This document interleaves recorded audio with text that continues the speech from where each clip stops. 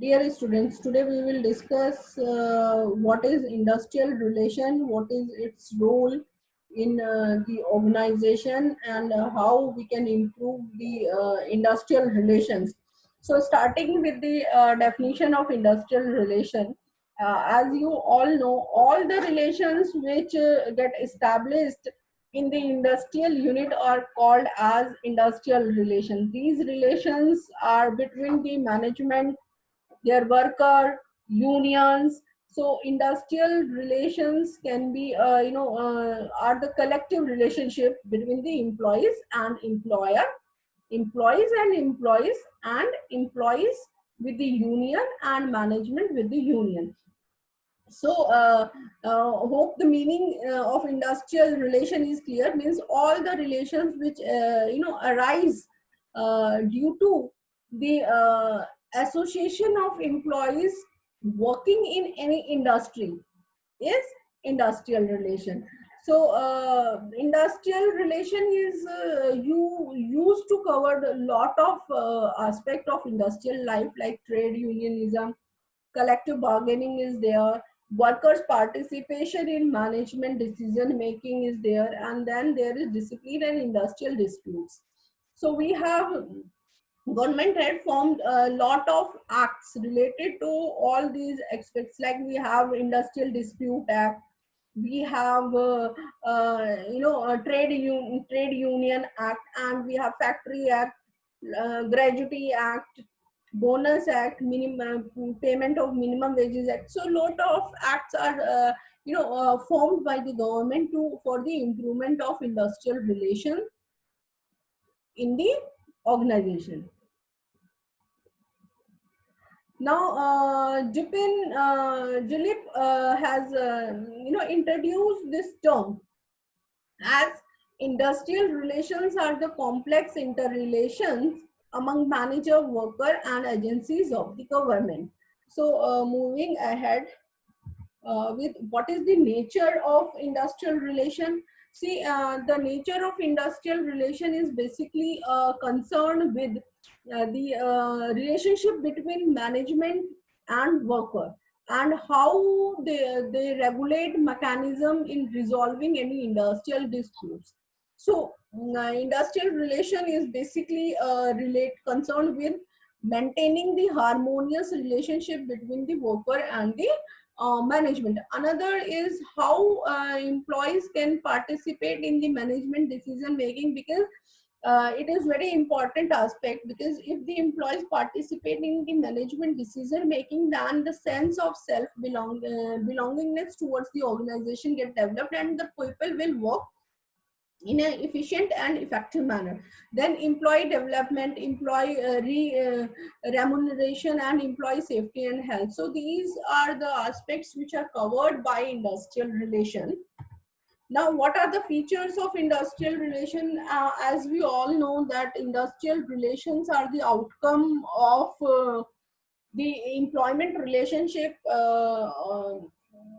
which exists in the industrial enterprise.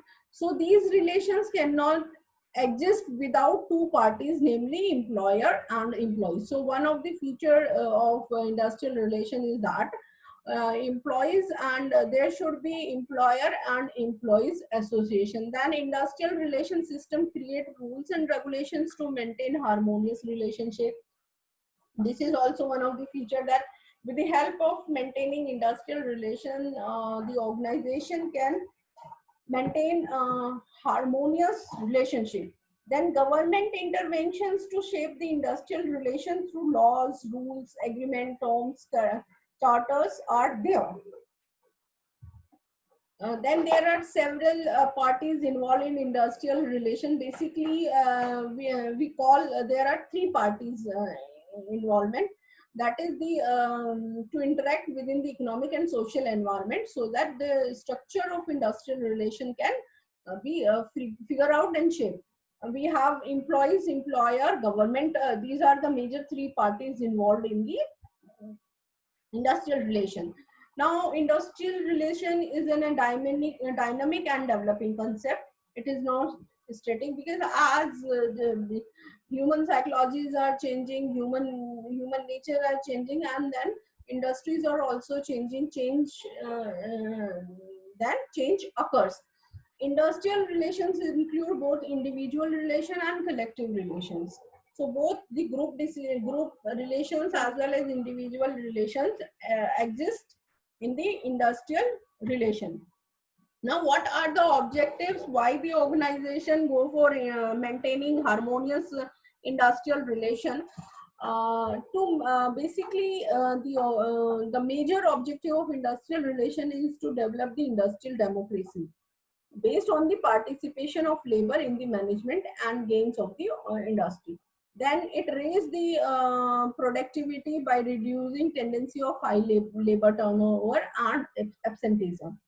Another is it also ensure workers' participation in management of the company by giving them a fair say in decision making and framing policies for them. So means like all the here the ideas or solutions are welcomed by the management from the worker, and that can be heard clearly.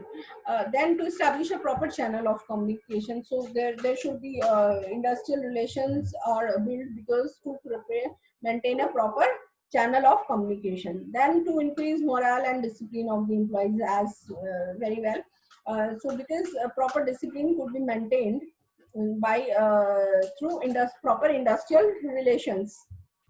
Then to safeguard the interest of labor as well as management, to avoid all forms of industrial conflicts, like sometimes strikes happen, sometimes lockout happen. So to avoid such type of situations, we build industrial relations. Now, what is the importance as very well described in the objectives, that with the help of industrial relation, we have uninterrupted production. Means आपका uninterrupted production process can be taken, because if all the employees are motivated, they will not go for strikes and all, and if they go for a strike, then there is discontinuity in the production. Then there is reduction in the industrial disputes as well. The strikes, industrial disputes, grievances, lockouts somehow get reduced. Then there is a high morale of the employees. Then it reduces the wastage because people work in a efficient manner, manpower, cost and material get reduced. Then contribution to the economic growth and development. Definitely, if the people work and industrial inputs output get increased, then it will contribute to the economic growth and development of the organization. Now, here comes the obvious question: why there are poor industrial relations? Say due to some economic causes, like often poor wages and poor working conditions are the main cause of unhealthy relationship between the management, as labor asks for hike and management due to the economic constraints can would not able to increase the wages and salary of the employees or incentives. Then organizational causes like faulty communication system, unfair practices, non-recognition of trade and labor laws are also some of the causes of poor industrial relation. And the last one is the social cause. Uninteresting nature of the work is the main social cause of the poor industrial relation. Or dissatisfaction with the job or personal life accumulate into the industrial conflicts. There are then psychological causes, lack of job security, non-recognition, or some psychological unsatisfactory employer-employees relations could sum up with the poor industrial relation. Political causes are also there. Multiple unions, inter-union rivalries weaken the trade unions, defective trade union system. So if the trade unions are not functioning properly, then it will also cause the conflicts among the various trade unions. If there are multiple unions arises, then it definitely cause the poor industrial relation. Now, these are some few suggestions which how we can improve the industrial relation. Like we should have a proper sound personal policies, like policies related to compensation, transfer, promotion, demotion should be clear enough, and there should be a participation of every employees in the management decision making. Then the organization should have a proper responsible union, and the organization should contribute towards the employee welfare of the employees. Then there should be a proper grievance handling mechanism and constructive attitude of both the employees and the trade union as well as the workers. So these are the parties involved, as we know: employees, employer, employees association, employer association, and government and court and tribunals. Hope the topic is clear.